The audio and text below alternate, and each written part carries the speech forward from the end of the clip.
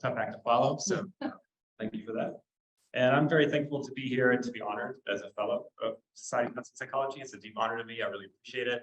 I can't thank all the people I'd like to. I'm standing here now. I see Barry Chalmers. I haven't seen Barry in forever. He was an early career mentor for me, and so omissions are my fault. I'm sorry.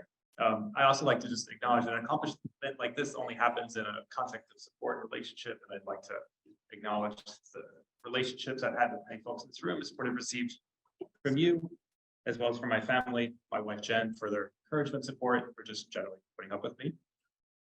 I'd also like to acknowledge Clifton Wilkes, who's since deceased, and Dr. John Joseph Paraguay, who were my mentors when I got my master's degree at the University of Utah.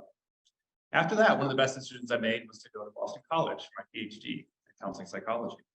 And I can still remember the "you were admitted" voicemail, if you remember those or experienced voicemail in your life. So the very old sounding sentence I'll share is I remember being in a hallway at the University of Utah. I just played an intramural soccer game, and I was calling into my apartment's answering machine to my messages.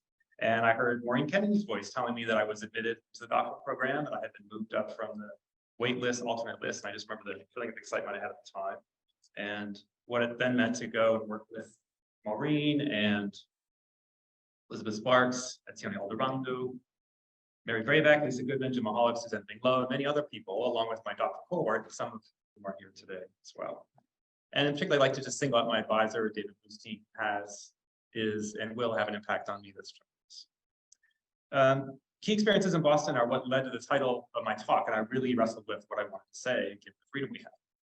So the title I came up with was "Telling the Truth," and it's not just a nod to George Washington because we're in DC about chopping down cherry trees, but instead it means like just telling the truth was a way for me to think about drawing a line through to what I'm thinking about now and where I came from, and trying to do some justice to that.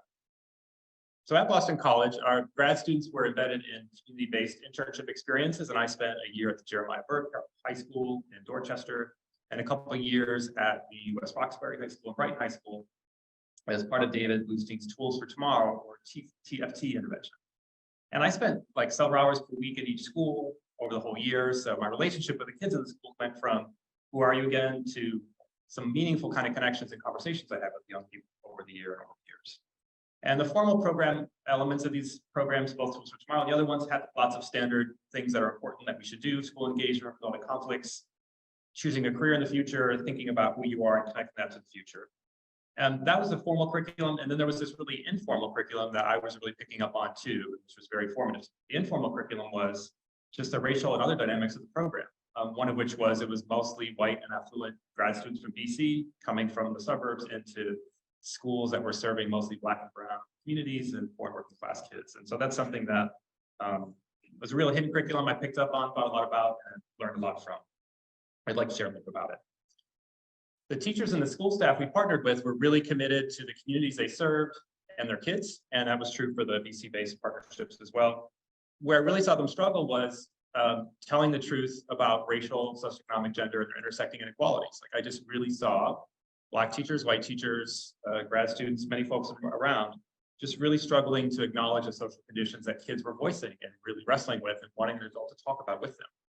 And looking back, I can see this was really understandable because at the time, the ethos was the Agwu idea of don't talk about inequality because you're going to teach minoritized young people something new that they don't know about the world, and they'll feel discouraged and they try as hard, right? So why play the game if it's unfair? It's kind of the idea at the time. But I was really struggling to see, how do I not tell the truth? Because I was seeing things and wanting to have these conversations with young people.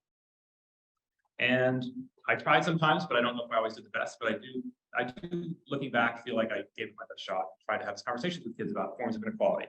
And I'd like to share 2 examples to be a little more specific. And the first one was in a 9th grade classroom, students were talking about this calling the fire station assignment. I don't really know what this assignment was for, but they had to call a fire station, get information, fill out a sheet, turn it in. The discussion in the class was around calling the fire station. A lot of students talked about calling the fire station.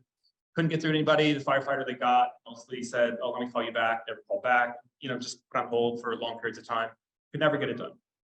And after a few minutes of discussion, some other kids in the room said, oh, we got it done. What we did is we figured out to drop our black set and then to say, instead of coming from Dorchester, say from Brookline, which is a suburban school, I used a white name, and they just started talking about these different strategies they were using that to me really reflected this understanding of inequality and how we're negotiating it in order to achieve what they needed to achieve and get done what they wanted to do. And I got just really curious about, all right, the kids are seeing these social conditions and contradictions and trying to think about how to act on them, but none of the adults in the world are telling the truth with them and talking about it with them. So what does that mean? That's the first example that was really catalytic for me. The second one was this little Haitian girl named Kathy, which is a pseudonym. And she sat in the front row and just was kind of quiet, kept her head down no matter what for months and months. And then one day, I don't even know what got her launched, but she just started channeling Cornel West, launching this very impassioned and sophisticated critique of inequality. I go to these ghetto schools. If I went to the school at this hill, then I would go like this, and my life would be like this. No one in my family has a job that they like, so why would I want to think about thinking what I'm doing now to a career in the future? And she had this very sophisticated set of ideas in her head, and I got really curious about where did this come from? Who's talking about this with Kathy? Who's supporting her? What does this mean for how she's choosing to engage with school and work and life? And nobody, I think, really had any clear answers about that. The message from the school staff was kind of like, Kathy, there's not really a lot we can do about that, so we should just put our heads down and work hard. And I don't want to diminish our work and say it's unimportant, but I felt like there was a really missed opportunity to tell the truth with young people in that case. So I was having these experiences at the same time that I was taking a course with Dr. Antonio Alvarado.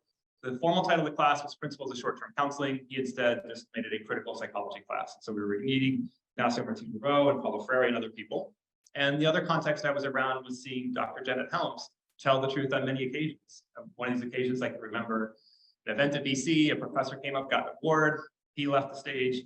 Janet Helms got up and said, really everything you've done should just be undermined by all the racism you perpetuated by your work. Then she pivoted to do what she was going to do. And I thought, oh, I'm not used to people telling the truth like that in scholarly places. So I might be getting the details a little bit wrong, but essentially what I saw her say. And so this was all coinciding with being around David Lucy at the time that the formative ideas for his psychology working book were being formed.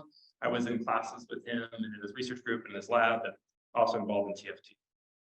So all these experiences led me to take up the study of critical consciousness. I'm not going to do a formal research talk, but essentially started studying what is this critical consciousness that young people were evincing? What did it mean for their engagement with school and work? And a series of studies summarized basically seems to be this trend or association between more critical consciousness, higher levels of career development in adolescence, and then subsequently higher levels of occupational attainment and adulthood for minoritized young people when they're studied over time. Okay. So to me, this felt like one way that I could tell the truth of the experiences I was seeing in young people and doing it in a quantitative way. And I decided to stay with this despite like some different resistances that I experienced to my version of trying to tell the truth. So one of them I'll share is our journal review, which I've since deleted, I can't find, but pretty much the reviewer said, I don't know why we're bothering with studying critical consciousness. We have Obama as president now, so racism is over. So why are we even doing this? Just move on and do something else. So not the best review we've ever gotten. But it led me to kind of double down, so to speak, on using quantitative methodology as a way to tell the truth. And I did that for, frankly, political reasons. I knew and know that psychology is a mostly positivist stance. That's okay. And has a lot of grit, emphasis and preference for quantitative work. I knew if I did this work in a qualitative way, the BS critiques would be you see your interviews in a certain way or cherry pick your quotes or those things. So for me, doing this critical quantitative work has sort of been a North Star that I got a little bit more mindful as I was looking back during this talk. So to me, it's always been this implicit idea or implicit North Star. I've tried to make it a little bit more explicit lately. I'd like to just say 5 principles that I think have helped guide me, and then I'll get off and let someone else talk. So the 5 principles of critical quantitative methodology that for me have sort of served as a way to think about doing this work and telling the truth are: 1, having this foundation of a critical theory or theories and quantitative methodology in conversation throughout the research process, while also recognizing the parity or the equal rigor and truth claim that qualitative and quantitative inquiry have, and not wanting to elevate one another, while also maintaining an awareness of subjectivity, right? So I've always been very mindful. I'm very privileged in terms of my social identities, person taking up questions that concern the social identities of people who are much more marginalized than I am. And so I've tried to maintain a sense of self-reflexivity, or 5th kind of principle of being mindful of this and employing that across the quantitative research paradigm. If you're a qualitative researcher, you're probably saying, yes, we do all these things all the time. I know that and I acknowledge that. What I'm trying to say is there's ways we can really learn the quantitative community, qualitative scholars to do our work better. So I'll abruptly close by saying these 5 principles and this line of inquiry has been my way to try to tell the truth as I see it. And I know that all of you have your own truths, and I encourage you to do work that helps you